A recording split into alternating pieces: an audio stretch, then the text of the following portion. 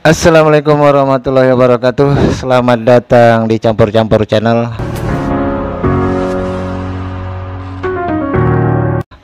Hari ini, sore ini, kebetulan saya berada di rumah salah seorang pasien yang si kakak ini sudah berkali-kali nyaris stroke gitu. Bahkan yang pernah terakhir itu waktu itu di tempat usaha.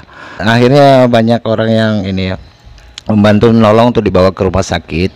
Nah, terus kemudian ya satu kebetulan keberuntungan si kakak ini, jadi sering terjadinya mau stroke itu bukan di jaringan tengkorak kepala, namun penyumbatan selalu ada di wilayah sebelah kiri. Dia selalu di sebelah kiri yang gejala mau stroke-nya.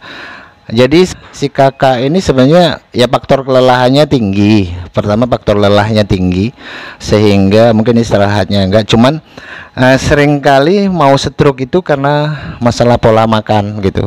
Pola makan misalnya mereka yang hipertensi ada gejala kayak jantung koroner begitu, dan kakak ini ada dua-duanya.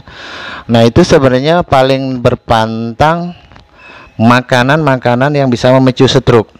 Jadi makanan antara lain makanan stroke itu biasanya seafood termasuk kepiting segala macam, kerang, terus kemudian udang, cumi, rajungan itu nggak bisa. Kemudian yang kakak ini kemarin hampir stroke lagi karena beliau ini konsumsinya ngikutin suaminya. Jadi daun singkong hobi terus. Daun singkong itu sangat tajam dan sangat berbahaya bagi mereka yang rawan akan stroke gitu, atau mereka yang sudah stroke.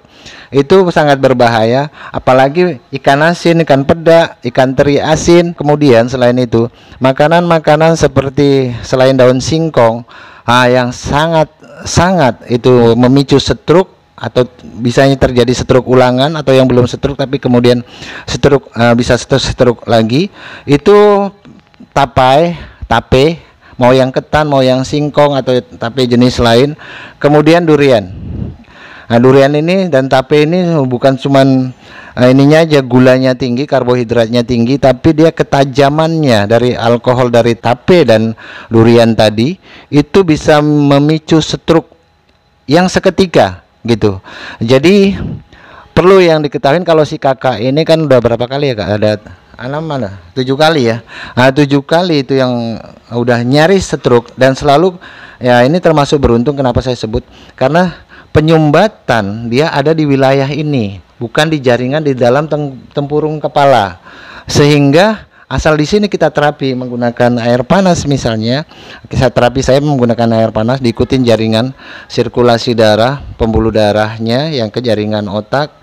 Terus karena dia di luar, maka 7 kali mau stroke itu bisa ditanggulangin. Ya alhamdulillah bisa ditanggulangin karena dia ada di luar tengkorak kepala. Cuman stroke apabila penyumbatan terjadi di jaringan dalam kepala ini, inilah yang sangat sulit. Jadi stroke ini sebenarnya bisa menimpa yang paling muda kemarin apa bang? 19 tahun ya, kawannya si Dedi itu meninggal paling muda itu. Jadi teman-teman ini si abang ini anaknya itu 19 tahun stroke termuda.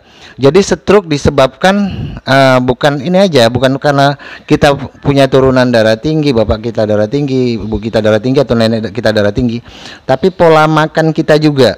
Dan stroke juga bisa terjadi karena kita punya sakit gula, darah kita rendah, tapi kita gulanya tinggi, terus tinggi. Jadi darah tadi karena gulanya tinggi itu darah cenderung mengental kayak agar gitu. Dan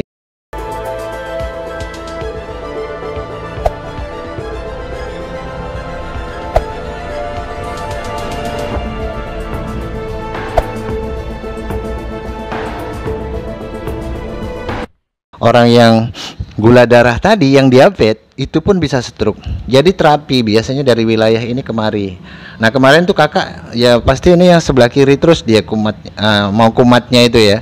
Dan itu kadang bibir sudah miring, ini separuh badan ini kehilangan kram dan kehilangan tenaga ya kak ya.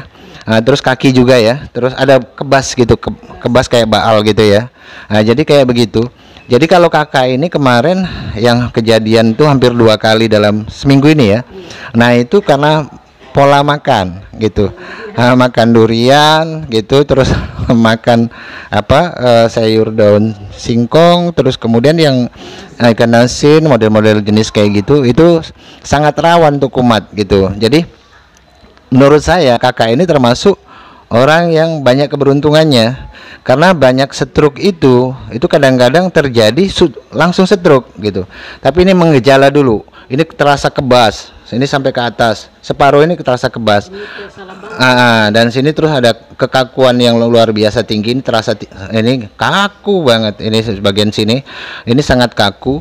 Nah kemudian selain itu istirahatnya kurang, tapi yang paling utama faktor makanan, dan kakaknya kan punya keturunan nih, orang tuanya ada jantung, ada darah tinggi, dari pihak bapak juga begitu ya, ada bapak, ibu, ada jantung dan darah tinggi.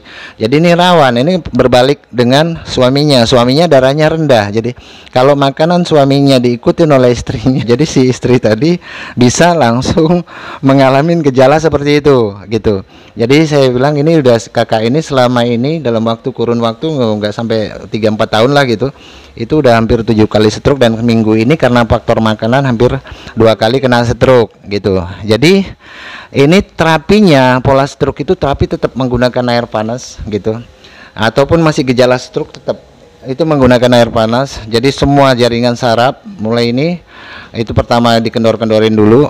Nah ini jaringan urat-uratnya dikendorin sampai ke tangan sini, mana yang terasa lumpuh, mana yang terasa baal, mana yang nggak ada tenaga, kita pulihkan kembali dengan menggunakan air panas.